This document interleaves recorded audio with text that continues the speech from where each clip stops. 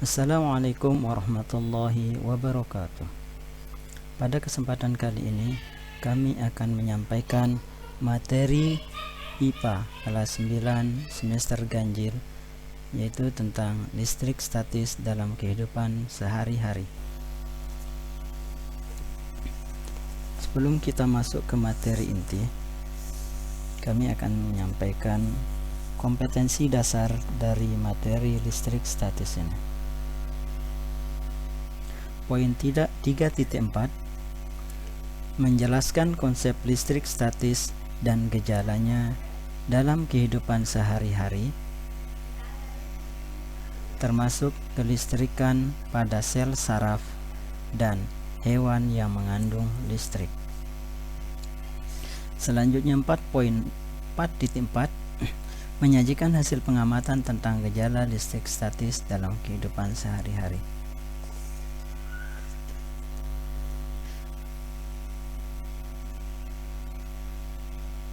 Selanjutnya, indikator pencapaian.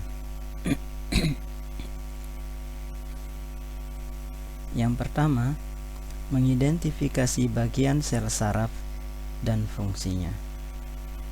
Yang kedua, menyebutkan zat kimia yang berfungsi menghantarkan rangsangan listrik. Selanjutnya, menjelaskan tentang prinsip kelistrikan pada sel saraf manusia. Dan yang keempat adalah mengidentifikasi hewan-hewan yang menghasilkan listrik. Baiklah, kita mulai dari materi yang pertama, yaitu mengidentifikasi struktur sel saraf dan fungsinya. Perhatikanlah gambar sel saraf berikut. Pada sel saraf ini terlihat ada angka-angka yang menunjukkan bagian dari sel saraf. Angka 1 menunjukkan nukleus. Nukleus merupakan inti sel yang terletak di badan sel dan berfungsi sebagai pengatur kegiatan keseluruhan sel saraf. Yang kedua, nukleolus merupakan bagian dari inti sel yang mengandung kromosom dan DNA sebagai pengatur penurunan sifat sel. Yang ketiga, dendrit berupa serabut dan sel saraf pendek dan bercabang-cabang. Dendrit berfungsi untuk menerima dan meneruskan impuls ke badan sel.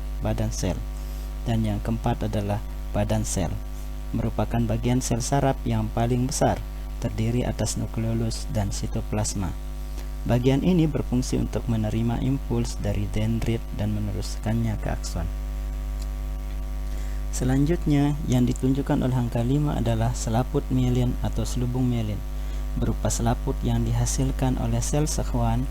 Bagian ini berfungsi melindungi akson dari kerusakan serta mempercepat impuls saraf dengan cara membantu terjadinya loncatan muatan. Yang ditunjukkan oleh angka 6 adalah nodus Ranvier, merupakan bagian akson yang tidak tertutupi selaput mielin, berfungsi sebagai tempat terjadinya tarik-menarik muatan listrik di membran sel saraf.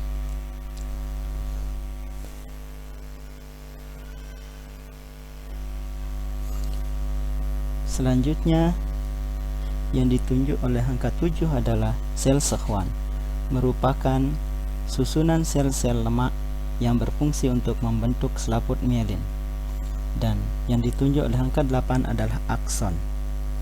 Akson merupakan bagian yang berfungsi untuk meneruskan impuls dari badan sel saraf ke sel saraf lain atau ke sel otot atau ke sel kelenjar.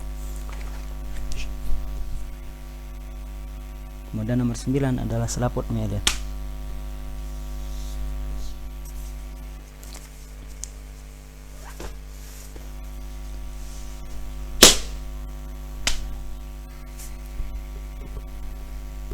Selanjutnya adalah kelistrikan pada sel saraf.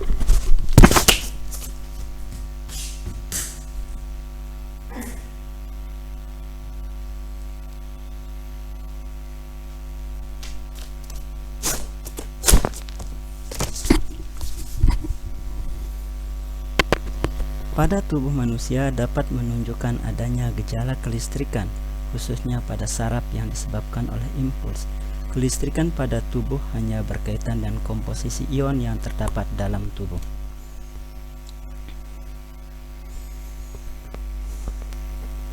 Proses aliran impuls pada sel saraf dapat dipelajari dalam bidang biolistrik. Sifat kelistrikan yang dapat ditemukan mengalir dalam sel saraf berupa ion-ion.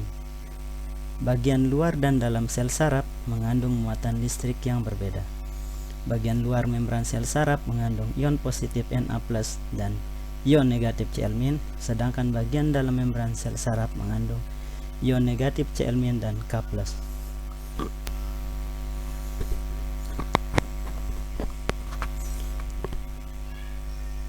Selanjutnya, bagaimana sel saraf mengantarkan impuls?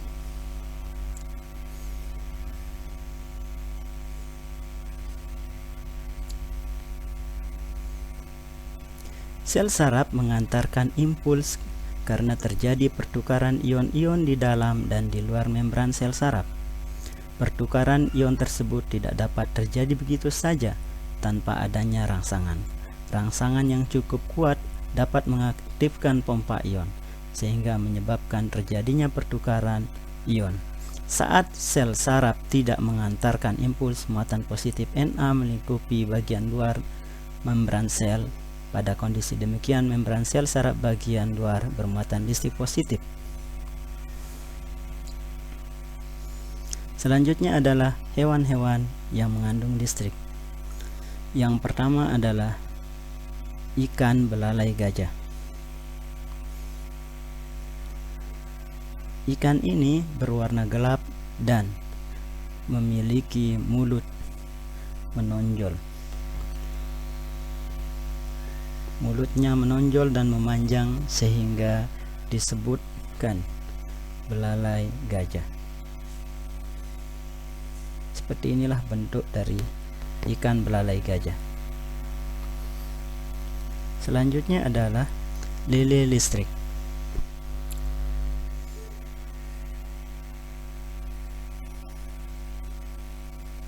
Lele listrik merupakan lele yang memiliki kemampuan menghasilkan listrik.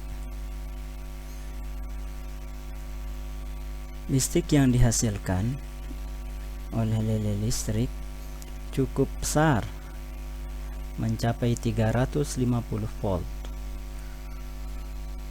Seperti inilah gambar dari lele listrik. Selanjutnya adalah echidna. Sebagian besar hewan yang menghasilkan listrik hidupnya di air, kecuali echidna. Echidna ini adalah hewan darat. Dia memiliki tubuh berduri dan moncong memanjang. Moncong ini berfungsi sebagai mulut dan hidung yang memiliki elektroreseptor, sehingga mampu mengirim sinyal-sinyal listrik. Sinyal listrik dihasilkan oleh moncong membantu echidna dalam menemukan mangsa. Seperti inilah gambar echidna. Demikianlah yang bisa kami sampaikan pada kesempatan kali ini. Mudah-mudahan bisa bermanfaat untuk kita semua. Wabillahi taufiq wal hidayah. Wassalamualaikum warahmatullahi wabarakatuh.